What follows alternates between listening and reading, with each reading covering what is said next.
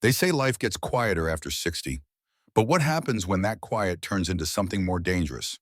Something like the silence of being alone during a heart attack.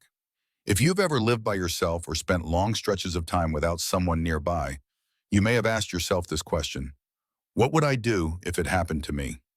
No warning, no help within arm's reach, just you, and your heartbeat slowing or racing into chaos.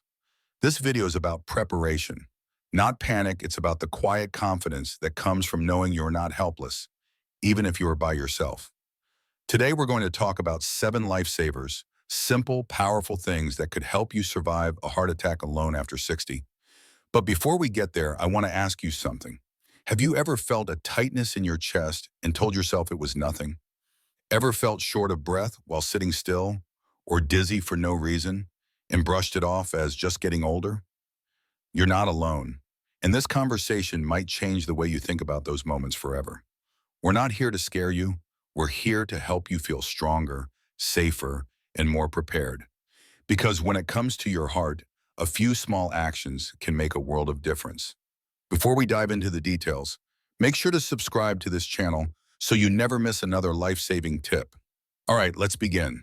Lifesaver 1, recognize the early signs before it's too late. It didn't hit like a hammer, not at first. It began with a strange tightness just beneath my collarbone. Not pain exactly, but something heavy and unfamiliar. I was standing in the kitchen reaching for a coffee mug when I realized I couldn't take a full breath. My chest didn't hurt, but the air just didn't come in the way it usually did. I paused, rubbed my arm, tried to shake it off. Maybe it was heartburn, I thought.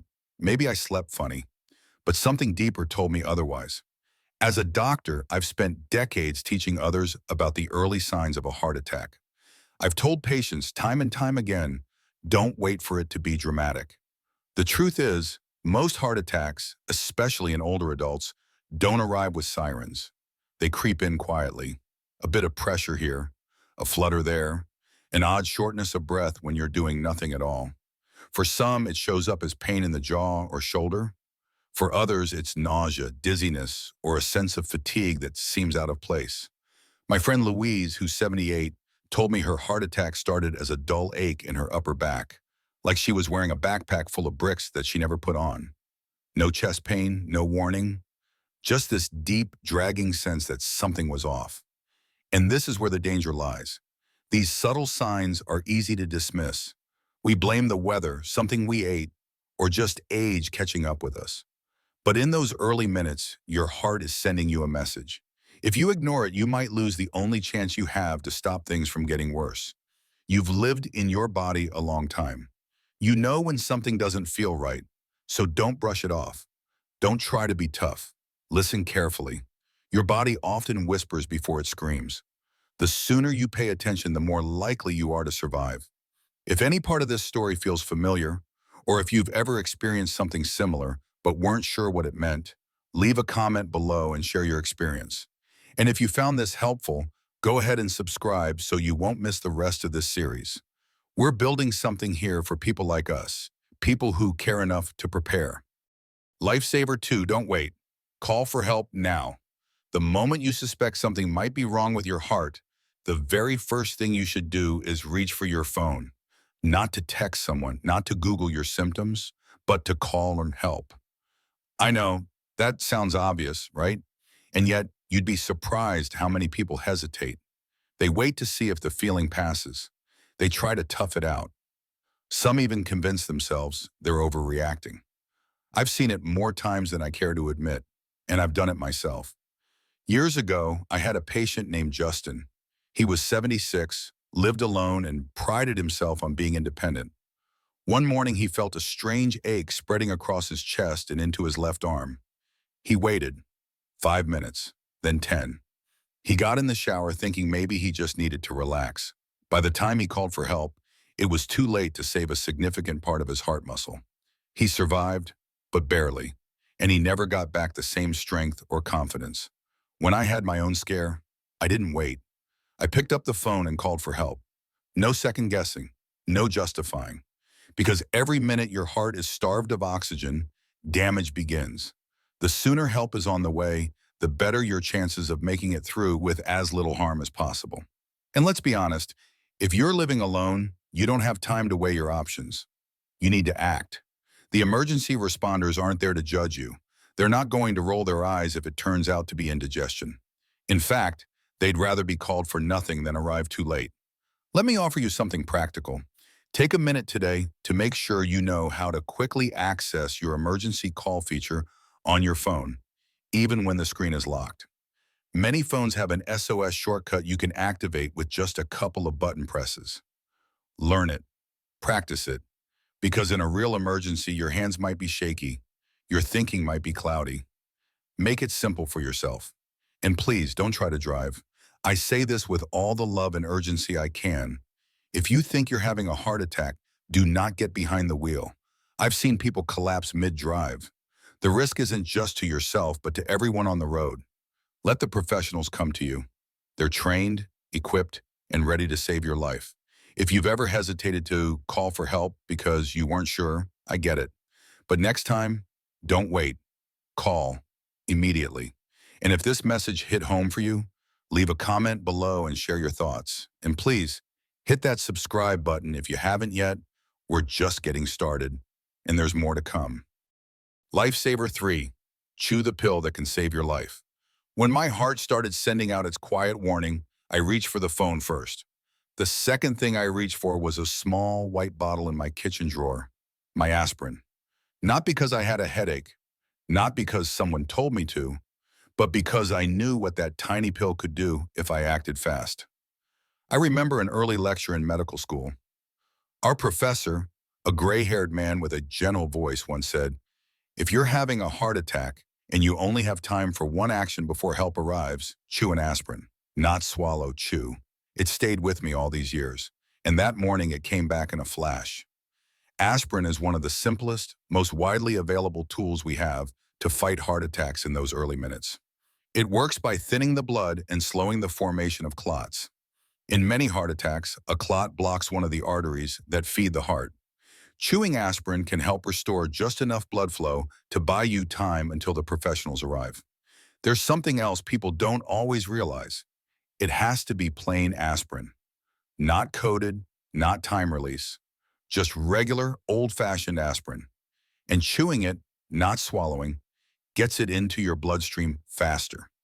I chewed mine slowly, even though my hands were shaky. I wasn't hungry. I didn't feel well. But I knew that pill was working before I could feel any change. Let me tell you about a man I treated named Bill. He was 72 and had kept aspirin in his wallet ever since his brother had a heart attack years before. One afternoon, while watching TV alone, he felt a pressure in his chest. He remembered the story his brother had told him and reached for that tiny pill. He called 911 and sat quietly with the aspirin still dissolving in his mouth. The paramedics said his quick action may have prevented serious damage. That little moment, that little habit, likely saved his life. If you live alone, make sure aspirin is within easy reach. Keep some in your nightstand, your kitchen, your coat pocket, wherever you're likely to be. And let your loved ones know where it is too. Don't assume you'll be thinking clearly in the moment. Plan ahead. A $2 bottle of aspirin could end up being the most valuable thing you own. Have you ever thought about where your aspirin is right now? If not, maybe today's the day. And if you've already got it stored somewhere smart, let us know in the comments. You might inspire someone else to do the same. And don't forget to subscribe. We've got more life-saving tips on the way. Lifesaver 4, be still so your heart can fight. After I called for help and chewed the aspirin, every instinct in my body told me to move. I felt restless. My mind was racing, thinking about the front door, my phone charger, even whether the kitchen looked messy. But something I had told patients for years came back to me, clear and strong: sit down and stay still. When your heart is in trouble, every movement you make adds to its workload. Even something as small as pacing back and forth or reaching for a blanket can strain a heart that's already struggling to pump. And in those fragile minutes, stillness becomes your greatest ally. I eased myself into my recliner and tried to find a comfortable position. Feet flat, back supported, arms resting loosely by my sides. I focused on breathing, slow, steady, and soft. That simple act of staying put gave my heart a chance to hold on. It didn't fix the problem, but it didn't make it worse. And sometimes that's the best you can do. I once had a patient named Alice, 81 years old, who told me that when her chest began to ache one afternoon, her first thought was to clean the table and put on fresh clothes, just in case the medics saw me, she said. But she remembered a talk we'd had months earlier. Instead of moving, she sat down on the couch, called 911, and waited. The EMTs told her later that her stillness likely kept her heart from slipping into full cardiac arrest. You don't have to be brave. You don't have to fix anything. In those first minutes, doing nothing is not a failure. It's a choice to survive. Sit or lie down in the safest, most comfortable position you can. If you feel lightheaded, lie on your side with your head slightly elevated. Don't try to finish what you were doing. Don't unlock the door unless it's close and safe to reach. Just breathe. Let your body focus on one job, staying alive. And here's something to consider ahead of time.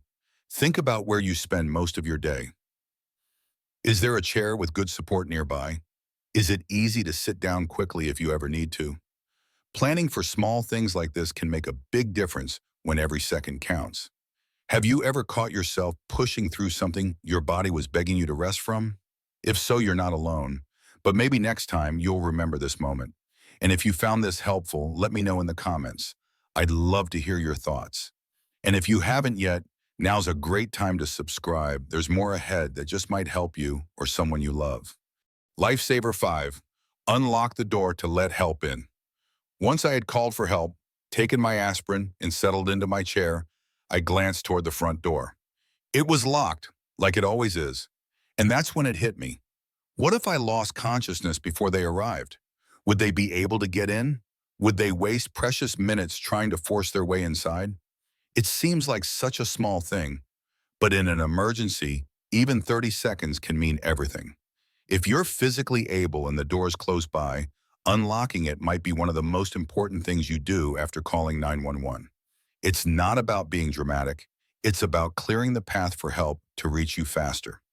Paramedics are trained to break down doors if they have to, but breaking in takes time. It causes damage, and if you're nearby, it could even hurt you. Why take that risk if you can make it easier for them to walk right in? I remember treating a man named Paul, 76, who lived in a small condo on the third floor. When his symptoms began, he made 3 quick moves. He called for help, took an aspirin, and unlocked his door. That simple act saved the EMTs from wasting time and effort when they arrived. One of them later told him, "Show him, that door being open gave us at least a minute's head start." In a heart attack, a minute can mean the difference between life and death. Of course, if getting to the door feels unsafe, don't force it. Your safety always comes first. But if you're nearby and steady enough, do it. And if you live alone, especially in an apartment or a gated community, it might be time to plan ahead. Consider a smart lock that can be opened remotely by a trusted family member. Or use a lockbox with a spare key and give the code to someone close. Some people place a note on the door with emergency instructions, just in case. These small choices tell the people coming to save you, "I'm ready, I've thought this through." You don't have to do everything perfectly. You just need to do what you can when you can. Have you ever thought about how easy or hard it would be for someone to get to you in an emergency? If not, maybe today's the day to take a look around your home and plan ahead. And if you've already done that, share your setup in the comments. You might help someone else who never thought of it. And if you're finding this series useful, subscribing is a simple way to stay connected. We've got more to come. Lifesaver 6, let your phone speak when you can't. In a moment of crisis, your phone can become so much more than a way to call for help. It can become your voice, your memory, even your lifeline, especially if you suddenly find yourself too weak to talk, or worse, unable to speak at all. I've seen it happen. I've prepared for it, and I want to make sure you're prepared too. After I called 911 and sat down, I put my phone on speaker. Not because I was being efficient, but because I knew I might not be able to hold it up to my ear for long. My hands were already unsteady. Breathing felt harder by the minute. With speaker mode on, I could talk freely, even if my strength faded.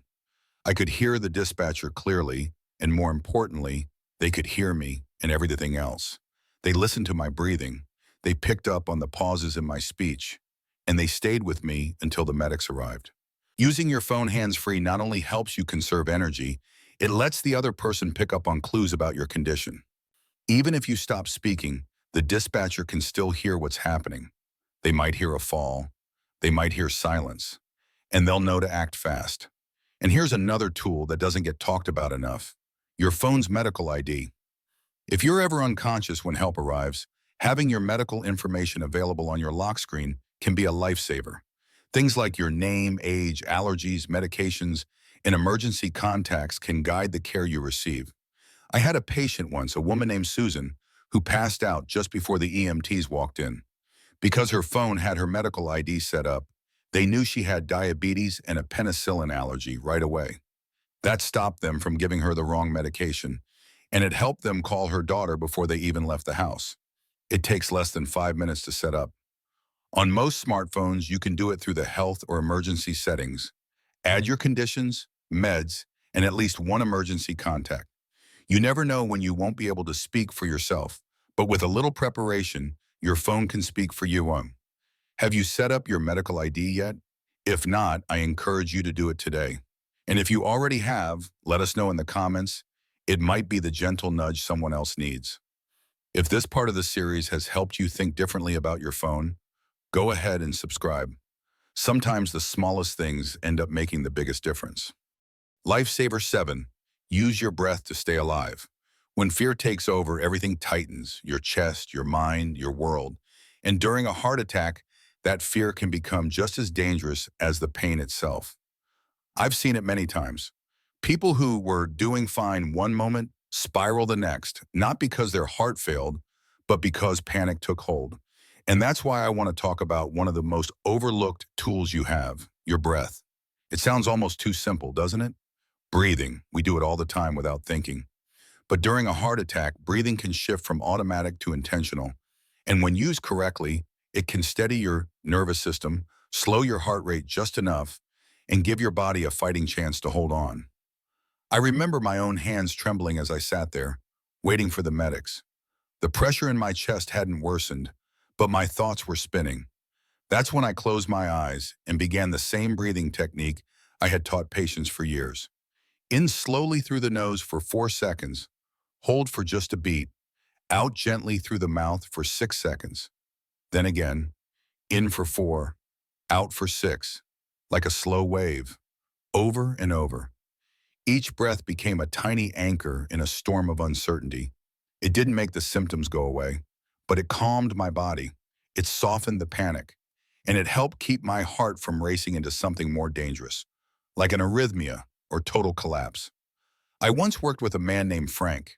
He was 83 and recovering from bypass surgery. We practiced breathing exercises during his rehab. Months later, he told me those same exercises helped him survive a second episode when he was home alone. I didn't have control over what was happening to my heart, he said, but I could control how I responded to it. That mindset saved him. The beautiful thing about breathing is that it's always with you. You don't need a pill. You don't need a machine. Just a little practice and a little awareness. And the more you rehearse it when you're calm, the more natural it becomes when you're not. Have you ever tried breathwork or calming exercises before? If not, now might be a good time to start. It's never too late to teach your body something gentle and useful. And if this part resonated with you, I'd love to hear your thoughts in the comments. Maybe share a moment when breath helped you through something hard. And as always, if you haven't subscribed yet, I hope you will. This journey is just beginning.